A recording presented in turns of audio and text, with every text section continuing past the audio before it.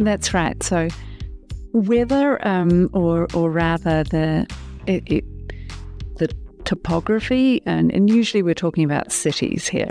So we've got the Indian cities, which are flanked on one side by mountains, and so what can happen if you've got a city that has a lot of mountains around them, the air can be very settled, and so in wintertime you'll have what's called a shallow boundary layer. And the boundary layer is you can think of that as it's the layer of the atmosphere which has the most interaction with the surface and allows exchanges.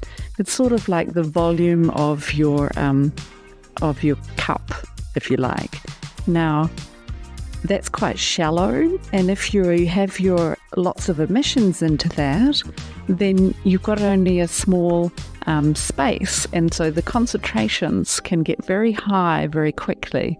And whereas on a warm summer's day, that boundary layer is expanded because you've got heat at the surface, which sets up a convective system, and you get a much larger vessel that you're emitting into, which means the concentrations are lower and your pollution is lower. So winds ventilate a city. So if you've got nice sea breeze coming in, and many parts of the cities, or often many cities are on coastal areas, but not all the city will be able to be ventilated nicely. But this is where city planning becomes important. So you want to build to be able to ventilate, rather than creating buildings that don't let the sea breeze come into the city, rather block.